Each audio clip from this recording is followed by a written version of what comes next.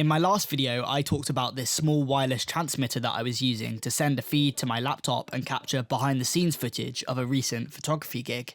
Today, I want to show you how I'm using this for video and how by preparing for just one shoot day, I was able to massively upskill myself during one of my quietest weeks freelancing so far. This is my new toy. It's a transmitter to sit on top of the camera. It's the DJI Raveneye because I've already set this up.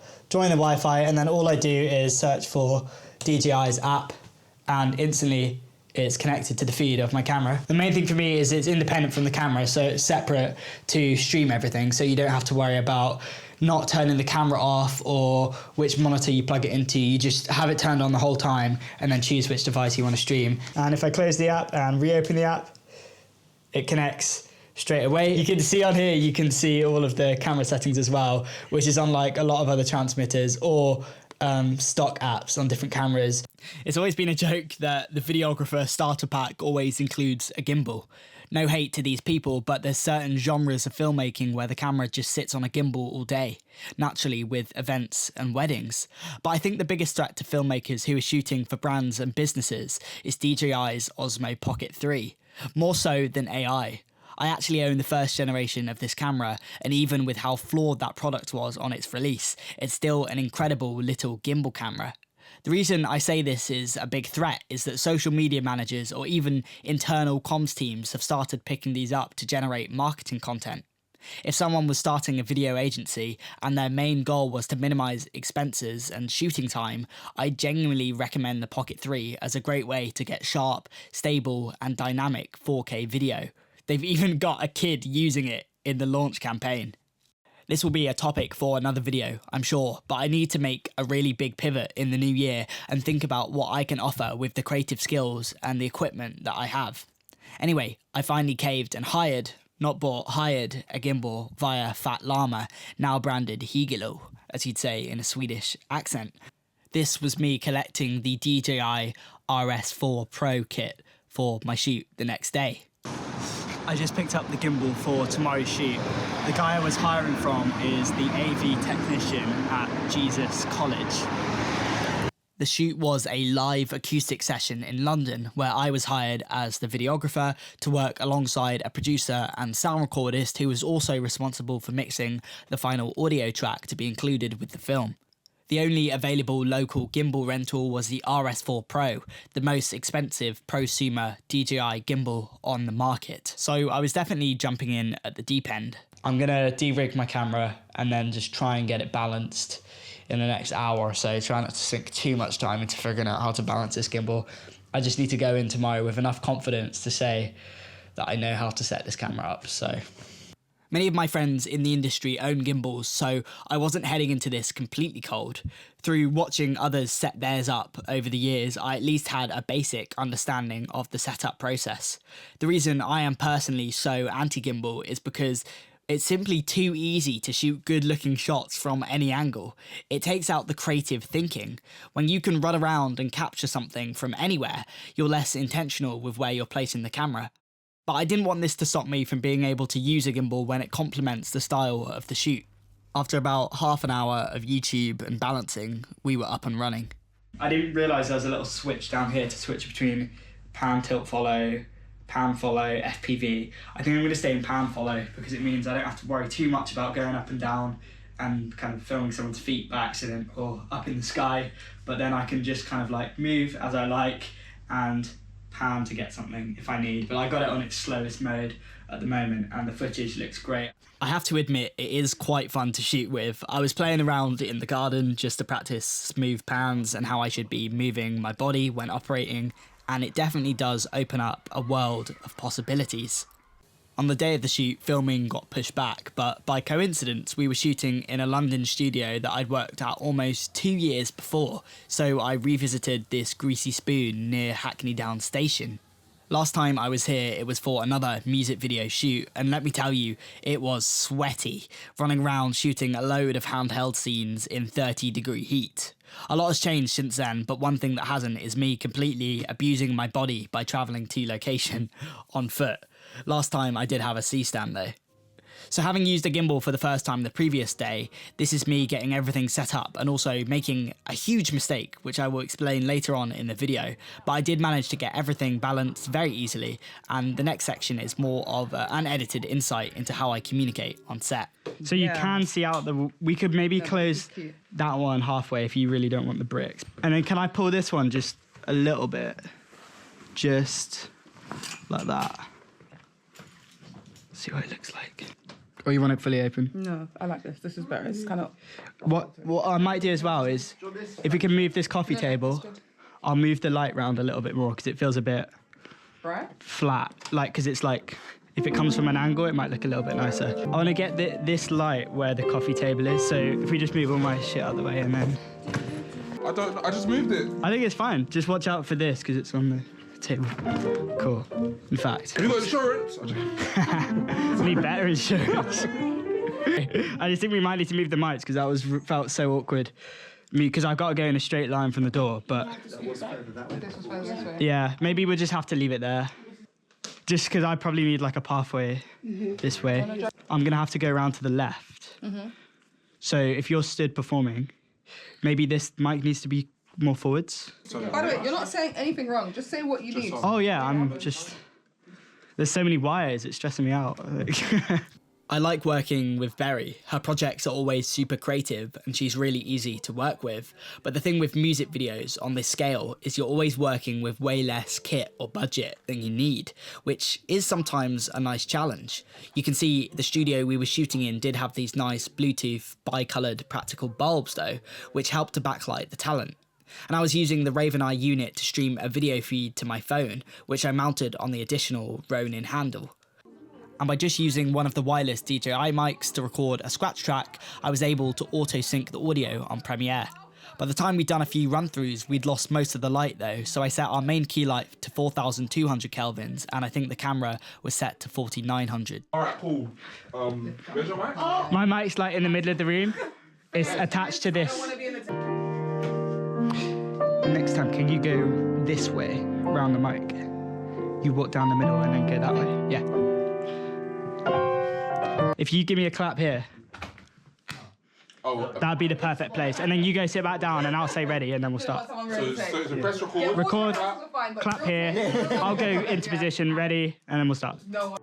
Man, my back was killing the day after this shoot. It was the combination of shooting a variety of angles on this gimbal, getting really low to the ground to track a pair of shoes at the start of the shot, and then really high up to get the performances. I'd be shooting for 4 or 5 minutes at a time, which really started to take its toll on my body.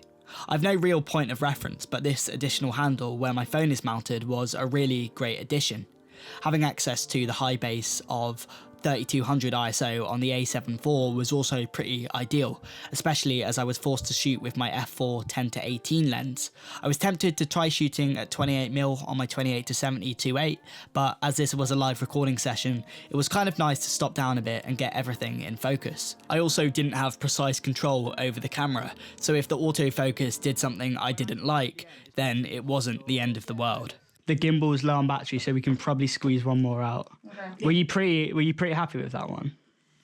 Yeah. Yeah. 75. Okay, we got one more with the light, so. Yes, you heard that right. Even after doing my own research and speaking to the guy on Fat Llama, I'd assumed there would be no issues with battery on this 4-hour shoot. Even DJI gives it a generous 13 hours of runtime, I'm sure assuming it's perfectly balanced and you barely move, but I've done enough of these now to know that something always goes wrong. It's just about how you handle it. The reason the battery had drained so quickly is because I was powering the Raveneye and my iPhone from the gimbal, which for some reason meant the battery went from 100 to 0 in about an hour. Luckily, everyone was really nice about it, and I was able to charge the gimbal on a fast charger for about 20 minutes, which, once I'd unplugged everything, meant we were able to keep recording until the end of the room booking. An obvious mistake on my part, but a mistake I owned, problem solved, and explained clearly to avoid any awkward situations. That didn't mean I didn't still feel stressed though, but now I know for next time. It's great that the Raveneye has its own battery, and next time I can easily power my iPhone from a power bank in my pocket. I'd be curious to know if any RS4 Pro owner-operators watching use the LiDAR system, and whether you power that from the gimbal.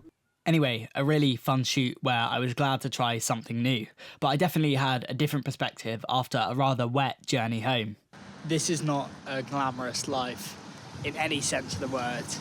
I billed a half day today, which is technically 4 hours of shooting, but with that came travelling to London, so half an hour walk to the station with all my heavy equipment, and then actually being on the train for 3 hours in total, so probably 4 hours total travelling, which is the equivalent of what I spent shooting. I got rained on, I had to carry heavy equipment. There's all of the prep as well, so getting equipment ready the night before, wiping cards, learning how to use bits of equipment.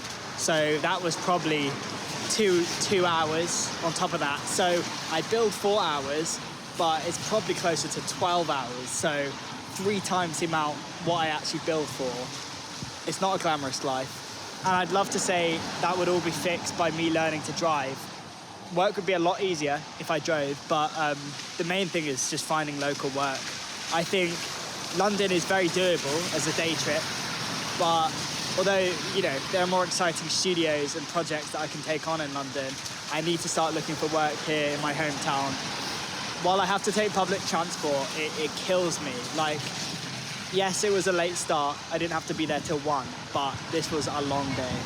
Sony's Monitor Control app and Monitor Plus app are really great solutions, but my main issue was every time you turn the camera off, there'd be this really awkward pairing thing where you had to find your camera, reconnect. There'd be no like automatic connection. It was like, okay, new setup, we need to connect everything again. The other big problem I had is I couldn't see my camera's settings on the screen.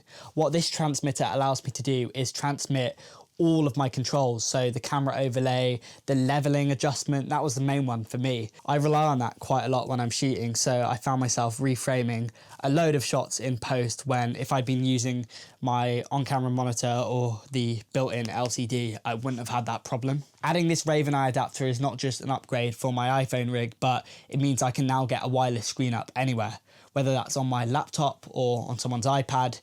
For the type of work I do, occasionally I just need an extra monitor, and it's nice to be able to do that really quickly and reliably. Just give someone the Wi-Fi network and the password, tell them the app to download, and the rest is really self-explanatory. The biggest thing about the transmitter is it's a dedicated device for streaming an image, so the latency is so much better, it's more responsive, it feels like a very small amount of delay, especially when I'm using my phone and it's right next to the transmitter. So let me show you how this is all set up. I've got my main HDMI cable which passes my image from the camera body to my on-camera monitor, and then I've turned on HDMI info display, so I get all the menus, all the camera overlays, everything.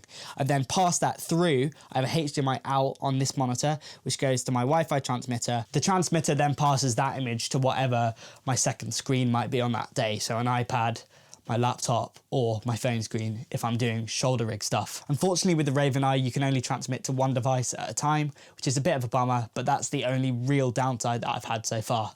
Other than that, it's an external thing and something else to put onto your camera rig, but I had all of this dead space on my top handle, which actually sits behind my monitor, so I never really noticed that it's there. Because the DJI Raveneye is designed to be used with DJI gimbals, it has this RSS port, which is meant to be for controlling a gimbal. What it actually does do though is pass through power. So it's basically a USB port, which also allows me to charge my phone. So I bought a 500 centimeter iPhone cable, which then connects to my iPhone. That was another thing I found with the last shoulder rig setup. My iPhone went from about 80 to 20% in the space of half an hour, so I wouldn't have been able to run that indefinitely. I have quite an old phone as well, so it's nice to just have it plugged in, hardwired, and I can now have it on full brightness without having to think about conserving my battery life. And then at the end of the shoot day, like, I need my phone to get home most of the time, so just a practical thing. It's really nice to just have one cable plugged into the battery, which comes up here, powers the transmitter, and then we can just pass through the power to my iPhone down here without having loads of stuff plugged into the original battery. I also have the short stock mini HDMI cable which came with this transmitter. I hate that this is a mini HDMI. I'd never even heard of mini HDMI. I had micro HDMI on my old camera, but I didn't know that was a thing, so that kind of sucks. But luckily it's a really short stock cable that came with it, which is the perfect length for where I've positioned the transmitter on this rig. Anyway, let me quickly show you how functional this is. So I've switched on my V-mount plate and everything is going to power on. You can see the camera's on. Then we basically just have to wait for the monitor. And monitor's on. And there we go. This is really hard to show on camera, actually. You can see the latency is next to nothing.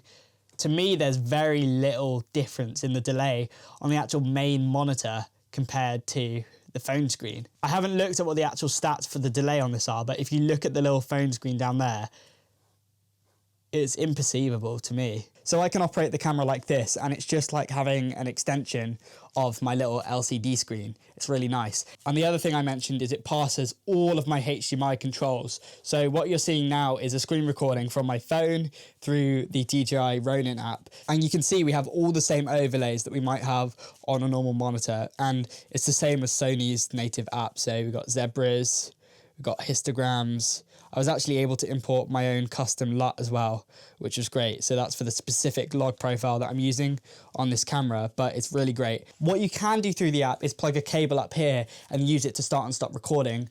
I don't think I'd use that function enough for it to be worth it, but if you don't have a cable plugged in, you can do backup recordings through the app. So not like I'm doing now with the screen recording, you can actually record through this app and then see a gallery of backup recordings. So if you do need to record the screen for whatever reason, or just give like a reference image to someone, there's that too, which is great. The other thing is, if I close the app, I need to look at something on my phone or whatever. Let me swipe up, so the app's gone. And then I just go back to the Ronin app. So it's really hard to do sideways. Open the Ronin app, we're still connected to the Wi-Fi of the transmitter, and the app just instantly opens and we're reconnected. What I'm gonna do is turn off the transmitter, so you can see it's now switched off. And I'm going to turn it on again now, and we'll see how quickly my phone reconnects. I'm not going to go into the Wi-Fi settings or anything. I'm just going to turn it on. See, we've got a little red light there. I'm not sure if you can see that on the screen. And from my experience, it takes maybe less than 10 seconds. My phone's now charging. I just heard it vibrate. And any minute now, we will get an image on my phone screen. There we go. So what was that? Less than 10 seconds? It's so quick, so effortless. And that is the one feature that I want from a video transmission app, is that it connects immediately when you're on the Wi-Fi network off the transmitter.